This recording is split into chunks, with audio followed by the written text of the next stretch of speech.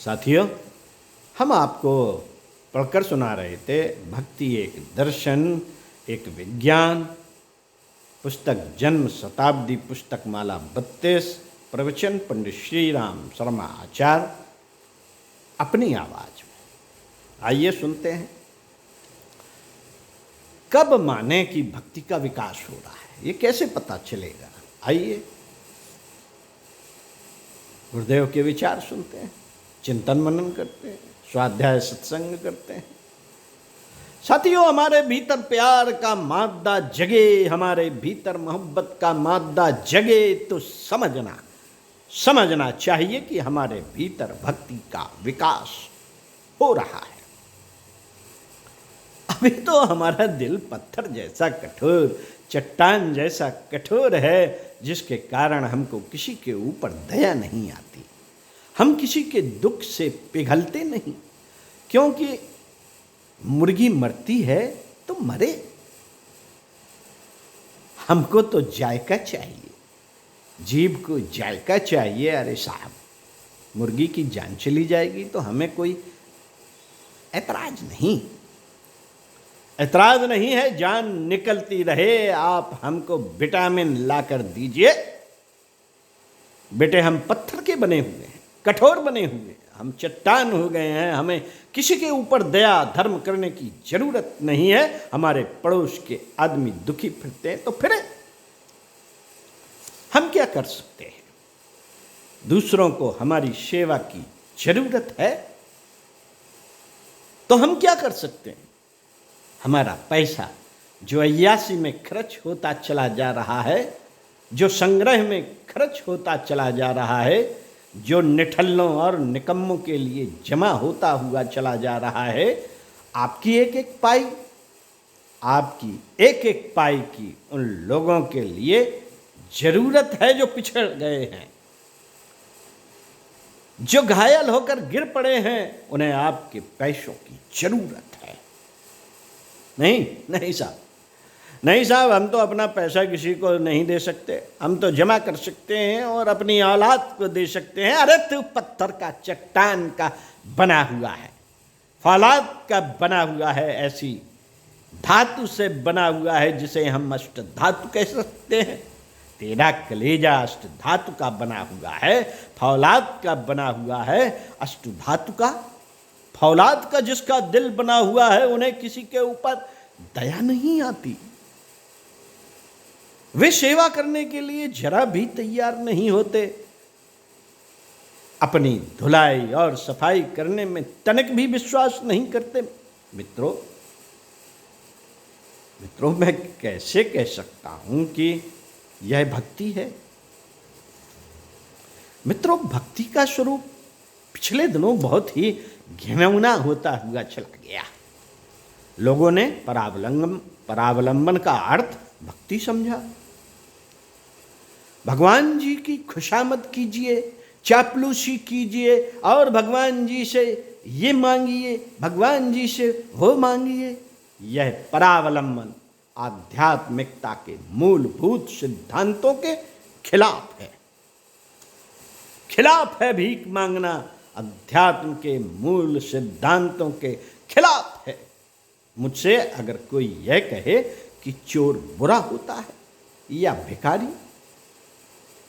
तो मैं दोनों का मुकाबला करते हुए चोर को कम सजा दूंगा और भिखारी को ज्यादा सजा दूंगा, क्योंकि भिखारी ने अपना ईमान गंवा दिया और सब कुछ गंवा दिया, भीख मांगने के लिए उतारू हो गया। चोर ने भीख नहीं मांगी। मित्रों, चोर ने भीख नहीं मांगी। चोर ने कहा कि जो कोई जोखिम होगा सो उठाएंगे। हम अपनी इज्जत नहीं गंवा सकते और किसी के आगे पल्ला नहीं पसार सकते। पल्ला न पसार करके चोर चला गया और डाका डालने लगा, जेब काटने लगा। जोखिम उठा करके चोर छत पर चढ़ गया। कुछ काट खाएगा तो काट खाए, जख्म हो गया तो हो जाए, जेल जाना पड़े तो जाएंगे, पिटाई होगी तो खाएंगे, अपने किसी आदमी के सामने हम अपनी इज्जत आबरू नहीं गवाएंगे और किसी के सामने फोकट में कुछ मांगने के लिए चापलूसी नहीं करेंगे। साथियों, भिखारी की बनिश्त मुझे चोर पसंद है। नापसंद तो मैं चोर को भी करता हूं, लेकिन भिखारी को ज्यादा नापसंद करता हूं, क्योंकि भिखारी ने अपना स्वावलंबन गंवा दिया, आत्म गौरव गंवा दिया। बेटे, जिसने अपना आत्म गौरव गंवा दिया वह खाली हो गया, निरर्थक हो गया। अब यह अगर भगवान का भक्त हो गया तो भी मैं क्या कर सकता हूं। मित्रों, भगवान की भक्ति का तरीका तो आपको मालूम होना चाहिए। सुदामा जी इच्छा लेकर के भगवान श्री कृष्ण के पास गए थे कि उनको कुछ मिलना चाहिए।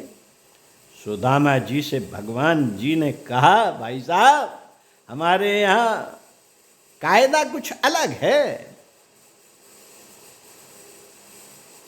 क्या कायदा है? हम पहले लोगों से कुछ मांगते हैं कि आपके पास क्या है, निकालिए, तब हम आपको देने के लिए तैयार हैं।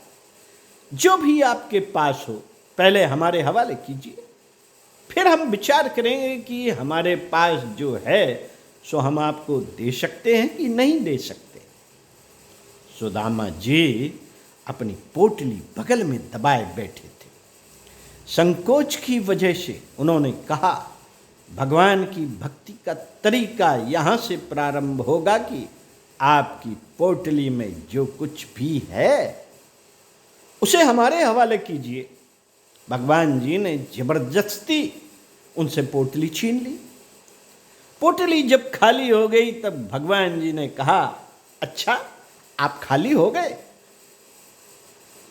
लीजिए, अब हम भी खाली होते हैं। भगवान जी के पास जो कुछ भी सामान था वह सब उन्होंने द्वारका से पोरबंदर भेज दिया, सुदामा नगरी को भेज दिया। उन्होंने कहा, आप खाली हो गए हमारे लिए और हम खाली हो गए आपके लिए। मित्रों, भक्ति की बात यहां से शुरू होती है। यहां से शुरू हुई, आप भी वहीं से शुरू कीजिए ना। ऐसा नहीं हो सकता कि हमारी चीज है और हम इसे बगल में दबा कर रखेंगे, लेकिन आपसे लेंगे आपसे। बेटे, ये संभव नहीं।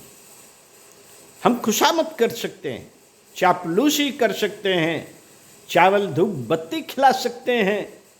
मुबारक हो आपकी धूप बत्ती और चावल, आप इसे अपने पास रखिए।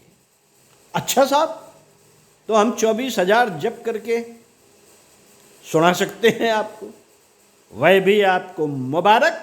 24,000 का जप सुनने की अपेक्षा हमारे लिए ये ज़्यादा अच्छा है कि सिलोन रेडियो लगा लें और अपना टेप रिकॉर्डर खोल लें, रिकॉर्ड प्लेयर खोल लें और लता मंगेशकर की बढ़िया से बढ़िया गाने सुने।